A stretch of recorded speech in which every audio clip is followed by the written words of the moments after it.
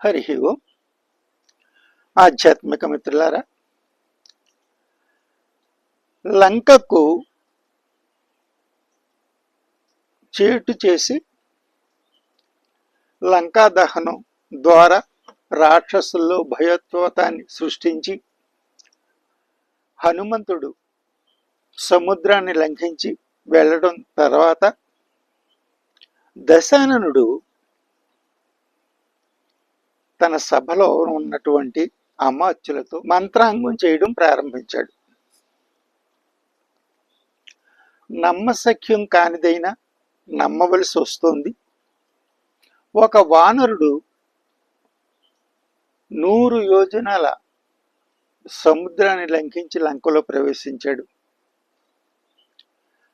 సీతతో సంభాషించాడు. ఆ తర్వాత అనేక వేల మందిని వధించాడు.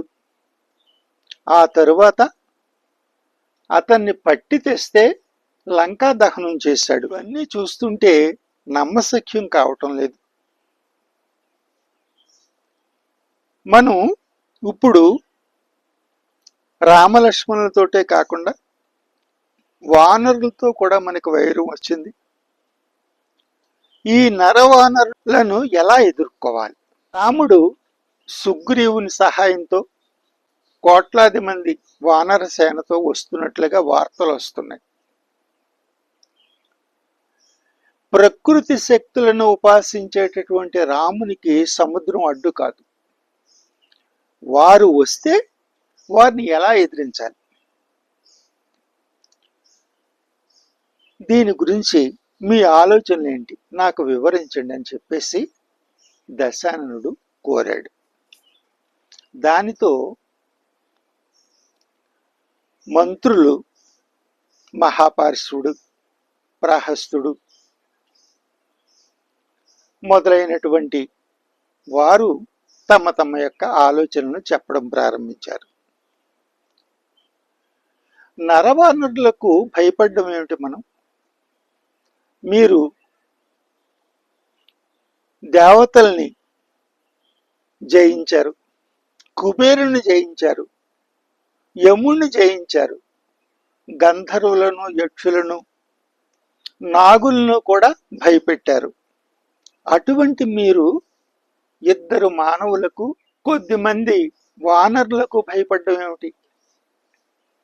మీరు మాకు కనుక అవకాశం ఇస్తే ఈ వానరులందరినీ మేము మట్టు పెట్టగలం. మనం ఎదురు చూడకుండా వానరుడు వచ్చి మనల్ని మోసగించి లంకను దహించి పారిపోయాడు. మేము ఆ వస్తున్నటువంటి ఈ రామదండు వెనకాల నుంచి వచ్చి వాళ్ళని దాడి చేసి వాళ్ళని సర్వనాశనం చేసేయగలం. అసలు ఈ భూమి మీదే వానరం లేకుండా మేము చేసేయగలం అని చెప్పి వాళ్ళు చెప్పడం ప్రారంభించారు. ఇంద్రజిత్తు ఒక్కడు చాలు, దేవతలను జయించిన ఇంద్రజిత్తు ఒక్కడు చాలు, ఎందుకు భయపడుతున్నారు మీరు అని వారు మాట్లాడుతుంటే అప్పుడు విభీషణుడు, అమాత్యులారా, మంత్రులు వాస్తవాన్ని గుర్తించకుండా రాజుకు ముఖ స్తుతి కోసం, మెప్పు కోసం మాట్లాడితే రాజ్యమే దెబ్బతింటుంది. గురువు శిష్యుని లోపాలను చెప్పకపోతే ఆ శిష్యుని జీవితమే నాశనం అవుతుంది. వైద్యుడు రోగికి వాస్తవం చెప్పకపోతే వాడి ప్రాణాలు కూడా పోవచ్చు. మీరు రాజుకు వాస్తవ విషయాలను తెలుసుకునేటట్టు చేయండి. అసలు దండోపాయం ఎప్పుడు చేయాలి? సామదాన భేదోపాయాల ద్వారా సమస్య పరిష్కారం కాకపోయినప్పుడే యుద్ధం అనే మాట అప్పుడు తీసుకురావాలి. మీరు రాముడు సామాన్యమైన వాడు కాదు, మహావీరుడు. అంతేకాకుండా అనేక జాగ్రత్తలు తీసుకుంటూ వస్తున్నటువంటి వాడు. విజయం మీద అతనికి ఒక ప్రత్యేకమైన లక్ష్యం ఉంది. అటువంటి వానితో యుద్ధానికి వెళ్ళేటప్పుడు చాలా జాగ్రత్తగా ఉండాలి. ఎందుకంటే రాముడు మనకు పూర్వం నుంచి శత్రువు కాదు. రాముడు మన మీదకి ఎందుకు వస్తున్నాడంటే సీతను తీసుకొచ్చినాం కాబట్టి. అంతేకాకుండా కరుడు రామునిపైకి యుద్ధానికి వెళ్ళాడు, అంతే తప్ప రాముడు కరుణ్ణి చంపలేదు. శూర్పణకు అవమానం జరిగిందనేటటువంటి భావన ఎప్పుడైతే వచ్చిందో అప్పుడు తన ప్రాణ రక్షణార్థం రాముడు ఖరదూషణాదులను వధించవలసి వచ్చింది. ఇప్పుడు సమస్య సీతను తీసుకురావడం వల్ల ఈ సమస్యలన్నీ వచ్చాయి. సీతను తిరిగిస్తే లంక రక్షింపబడుతుంది, లేదంటే అనేక ఇబ్బందులకు గురి కావలసి వస్తుంది అని చెప్పి విభీషణుడు ఎప్పుడైతే చెప్పాడో దశాననుడు ఆలోచనలో పడ్డాడు. ఆయన సభ చాలించి తన భవనానికి వెళ్ళిపోయాడు. ఆ మరునాడు ఉదయాన్నే మరలా విభీషణుడు మళ్ళీ వెళ్ళాడు దశాననుడి దగ్గరికి.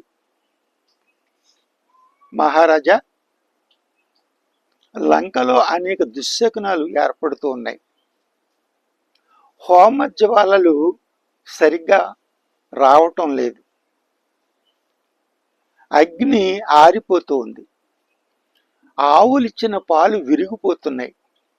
ఈ దుశ్శకునాలన్నీ కూడా మనకి యుద్ధం మంచిది కాదని బోధిస్తున్నాయి. కాబట్టి మీరు దీని పట్ల ఆలోచించండి అని చెప్పేటప్పటికీ భయం లేదు, నేను చూసుకుంటాను, నువ్వు వెళ్ళు అని చెప్పి అతన్ని పంపించేశాడు. ఆధ్యాత్మిక మిత్రులారా, దశగ్రీవుడు విభీషణునితో భయం లేదు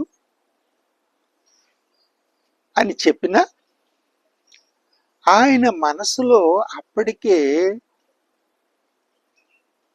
అతని అంతరంగంలో కొన్ని ప్రశ్నలు ఉత్పన్నమవుతున్నాయి. హనుమంతుడు వచ్చి వెళ్ళిన తర్వాత లంకలో పరిస్థితుల్లో కూడా మార్పులు వచ్చాయి. ఇక దానితో దశాననునికి బంధువర్గంలో కూడా దశాననుని చర్యల పట్ల విమర్శలు మొదలవడం ప్రారంభమైంది. దానితో ఆయన ఆంతరంగిక అమాత్యులతో సమావేశాన్ని ఏర్పాటు చేయమని కబురు చేశాడు. దానితో ప్రత్యేక సమావేశానికి ముఖ్యులైన వాళ్ళందరూ కూడా సమావేశం అవుతున్నారు. అదే సమయంలో రథంపై ఠీవిగా దశాననుడు సభాభవనానికి వచ్చాడు. ఆయన రావడంతోనే విజయ ఘోషలతో ఆయన్ని ఆహ్వానించారు. ఆ తరువాత సభలో దశాననుడు మాట్లాడడం ప్రారంభించాడు. రాక్షస వీరులారా, పులస్త బ్రహ్మ వంశజుడైన నేను దేవతలను, ఆర్యావర్త రాజులను జయించిన తరువాత మీరు నన్ను మీ రాజుగా ఎంచుకున్నారు. దానితో నేను త్రిలోకాధిపతిని అయ్యాను. మీ అండతోనే అనేక విజయాలు సాధించాను. రామలక్ష్మణులు శూర్పణఖను అవమానించారన్న కారణంగా, ఖరదూషణాదుల్ని వధించారన్న కారణంగా సీతారామలక్ష్మణులు మనకు శత్రువులుగా మారారు. శూర్పణకు జరిగిన అవమానానికి సీతను అపహరించమని మీరు ఒత్తిడి తీసుకొస్తేనే నేను ఆమెను అపహరించి తీసుకురావడం జరిగింది. అయితే విభీషణుడు మనకు ఒక సూచన చెప్పాడు. సీతారాములు విశ్వామిత్ర వశిష్ఠ మహర్షుల ద్వారా విష్ణువు అర్హతను సాధించారని, వారిద్దరి ద్వారానే రాక్షస సంహారం జరుగుతుందని విభీషణుడు వాదిస్తున్నాడు. అతని వాదనకు బలం చేకూర్చేలా ఒక వానరుడు వచ్చి లంకకు నష్టం చేసి వెళ్ళాడు. ఇప్పుడు మనం దీన్ని ఎలా ఎదుర్కోవాలి అని చెప్పి ఆయన అనేటప్పటికీ మహాపార్శ్వుడు అనేటటువంటి సేనాధిపతి, దీన్ని మనం పెద్దగా పట్టించుకునేది ఏమీ లేదు,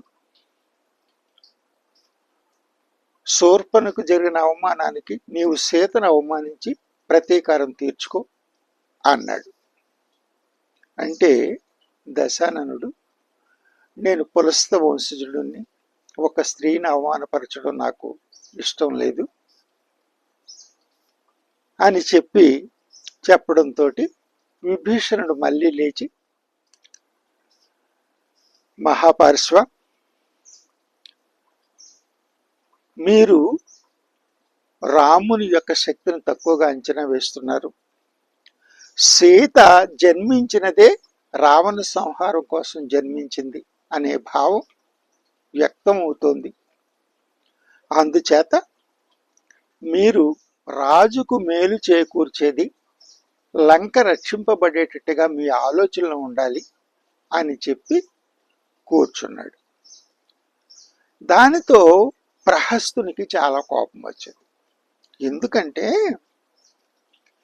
కైకసిని అతి వినయంతో విభీషణుడు శూర్పణఖ లొంగ తీసుకున్నారనే ఒక వర్గం లంకలో ఉంది. ప్రశస్తుడికి, దశాననుడికి చాలా ఇష్టుడైనటువంటి ప్రశస్తుడు విభీషణుడిని పట్టించుకోడు. అంతేకాకుండా ఈ విభీషణుడు శూర్పణఖల యొక్క రంగు, రూపము లంకేయులకు చాలా భిన్నంగా ఉంటుంది. అంచేత వారిని వాళ్ళు బయటి వ్యక్తులుగానే చూస్తారు తప్ప రావణుని యొక్క సోదరునిగా కూడా వాళ్ళని చూడరు. అంతేకాకుండా లంకా దహన సమయంలో రావణునితో సహా అన్ని భవనాలు దహించబడ్డాయి, కానీ విభీషణుని యొక్క భవనానికి ఏమీ కాలేదు. దానితో విభీషణుడు శత్రుపక్షం వాడనే భావం కూడా ప్రహస్తుని లాంటి వాళ్ళలో ఉంది. దానితో ప్రహస్తుడు ఏమన్నాడంటే, విభీషణ, మేము ఎన్నో విజయాలు సాధించిన వాళ్ళము, ఎక్కడి నుంచో వచ్చి మాకు నీతులు చెప్పడానికి చూడొద్దు, మమ్మల్ని భయపెట్టొద్దు, నరవానరులు మాకు ఒక లెక్కే కాదు, ఇంద్రజిత్తు తలుచుకుంటే దేన్నన్నా చేయగలుగుతాం, మేము అనేకమైనటువంటి యుద్ధాల్లో విజయాన్ని సాధించిన మమ్ము నువ్వు భయపెట్టవద్దని చెప్పాడు. దానికి విభీషణుడు ఏమన్నాడంటే, ప్రహస్త, మీరు చేసిన యుద్ధాలన్నీ కూడా దేవతలు, ఆర్య చక్రవర్తులు, యక్షులు, గంధర్వులు, నాగులు మొదలైన వాళ్లతో చేశారు. కానీ మీకు ఏ మాత్రము పరిచయం లేనటువంటి మహాశక్తివంతమైనటువంటి రామునితో యుద్ధం చేస్తున్నారు. అంతేకాకుండా అతనికి సహాయంగా వానరాలు, భల్లూకాలు మొదలైనటువంటి వారు ఉన్నారు. వారితో యుద్ధం చేయడం మీకు అలవాట్లేదు. గోళ్ళు, కోరలతో వారు చేసే పోరాటాన్ని మీరింతవరకు ఎప్పుడు చూసి ఉండలేదు. అందుచేత సరైనటువంటి నిర్ణయం తీసుకోండి. రాముడు మహాపరాక్రమవంతుడు, అంతేకాకుండా ఋషుల అండ ఉంది అతనికి. ఋషుల అండతో ఆయన అనేక అస్త్రాలను సాధించాడు. అని చెప్పడంతో ఇంద్రజిత్తుకి విభీషణుడు ఆలోచన పట్ల గౌరవం ఉంది. ఎందుకంటే అతను భిన్నంగా ఆలోచిస్తాడు. లంకేయుల యొక్క ఆలోచన ఒకలాగా ఉంటే విభీషణ ఆలోచన దానికి భిన్నంగా ఉంటుంది.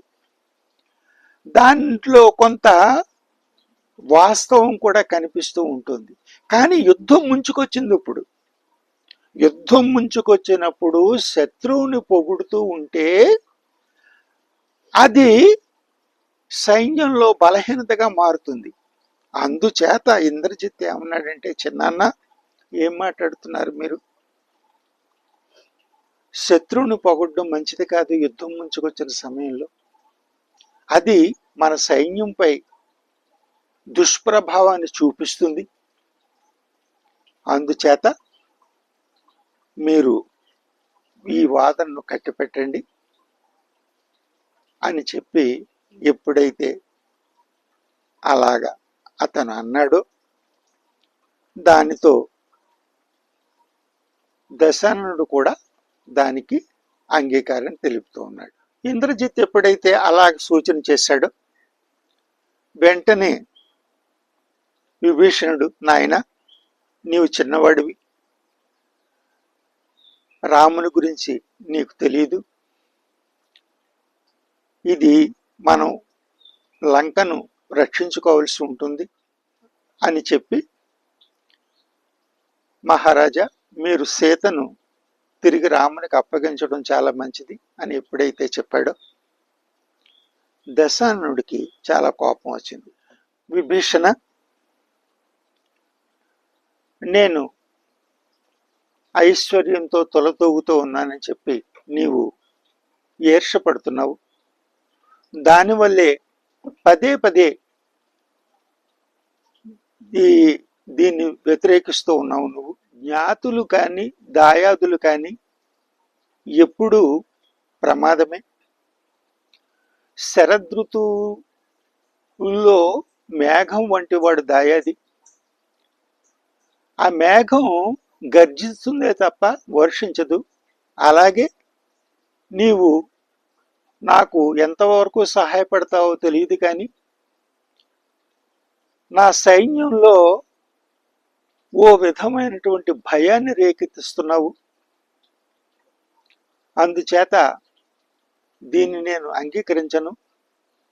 ఈ మాట మరొకళ్ళు ఎవరైనా అని ఉంటే వాళ్ళ తల తెగిపడేది అని చెప్పి కోపంగా ఎప్పుడైతే అన్నాడో దానితో ఆ అవమానాన్ని తట్టుకోలేక విభీషణుడు, అగ్రజ, పెద్దన్న తండ్రి లాంటి వాడు, ఇంతవరకు నీ మేలు కోసం నేను ప్రయత్నం చేశాను, నా మాట నీకు రుచించటం లేదు, అందుచేత నీ మేలు కోరి నేను ఈ లంకా ప్రాంతం నుండి బయటికి వెళ్ళిపోతున్నాను, అనుమతి ఇయ్యి అని చెప్పి ఆయనకి నమస్కారం చేసి తన నలుగురు మంత్రులు అతన్ని అనుసరించి ఉండగా ఆకాశ మార్గంలో అతను బయలుదేరాడు. హరి